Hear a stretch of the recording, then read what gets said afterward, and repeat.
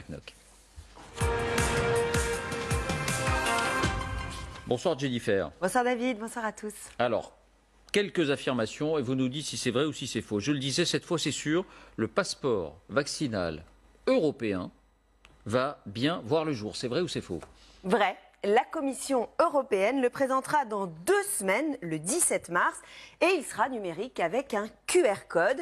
Nous présenterons ce mois-ci une proposition législative pour un passeport vert avec l'objectif de permettre graduellement aux Européens de se déplacer en sécurité au sein de l'Union européenne ou en dehors pour le travail ou du tourisme, a annoncé sur Twitter la présidente de la Commission. Ce passeport vert aura donc le même nom que le passeport israélien. Depuis 10 jours, toutes les personnes vaccinées l'ont imprimé ou chargé sur leur téléphone portable. Et ce passeport numérique permet de rentrer dans les restaurants, les centres commerciaux, les salles de sport, bref, de revenir à une vie normale. Alors pourquoi, en Europe, ce qui paraissait impossible hier est devenu possible aujourd'hui? Eh bien par pragmatisme. La crise dure, des variants sont apparus, les pays ne peuvent plus réagir en ordre dispersé.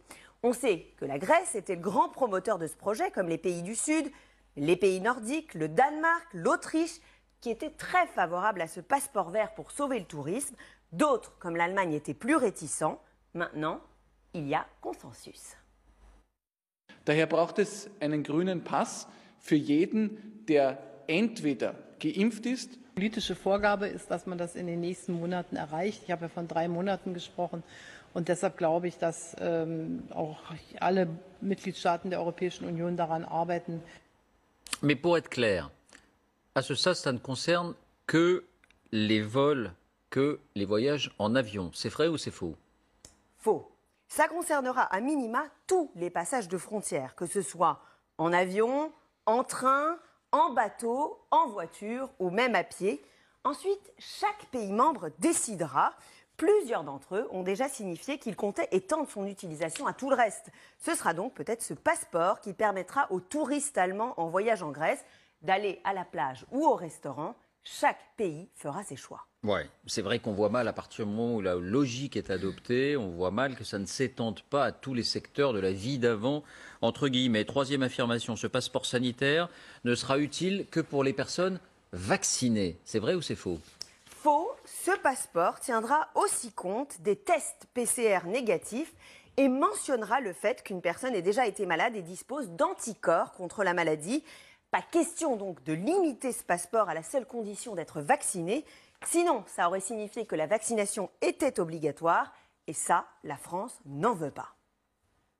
Ça ne veut pas dire, encore une fois, que ce sera un sésame absolu. Et c'est là où je veux en venir. Pour réussir, je dirais, le déconfinement, le retour à la vie normale, pendant encore quelques temps, il faut bien entendu se vacciner, mais il faudra aussi avoir, je dirais, des tests rapides. C'est une palette, encore une fois, de propositions. Voilà, vous avez un laissez-passer si vous êtes vacciné, mais aussi si vous avez des tests PCR négatifs, ou si vous avez été malade et qu'il est prouvé que vous avez encore des anticorps. Quatrième affirmation, la France, justement. La France a officiellement donné son accord, alors qu'on sait qu'elle y était opposée. C'est vrai ou c'est faux? C'est vrai. Si le président est encore très prudent sur le sujet, le ministre des Transports, lui, l'envisage clairement. Nous allons mettre en place une organisation à travers ce que j'appellerais un pass sanitaire. C'est-à-dire on va demander à ce que d'abord les gens s'enregistrent pour faciliter, vous savez, le système d'alerte. C'est-à-dire que si quelqu'un est venu à un tel événement dans un lieu public, qu'il puisse s'être enregistré avec un code. La France, par exemple, pour les Outre-mer, mettra en place un pass sanitaire. Ça consistera à avoir une application dans laquelle vous pouvez rentrer vos tests PCR négatifs, les attestations de non-symptômes, bref, tous les documents de voyage, le cas échéant, le certificat de vaccination.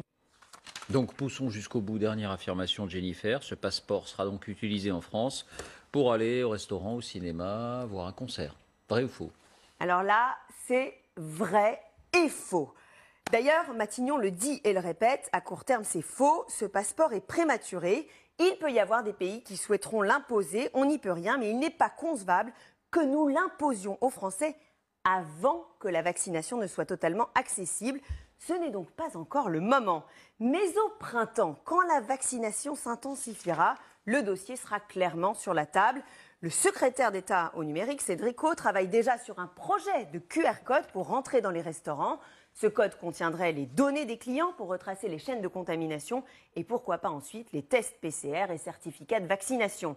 Quant aux responsables de festivals, eux aussi envisagent la possibilité de mettre en place dès cet été un QR code pour prouver qu'un test PCR négatif a bien été réalisé moins de 72 heures avant l'événement. Voilà, et a fortiori, si on est vacciné, ça rentrera aussi. Merci Jennifer.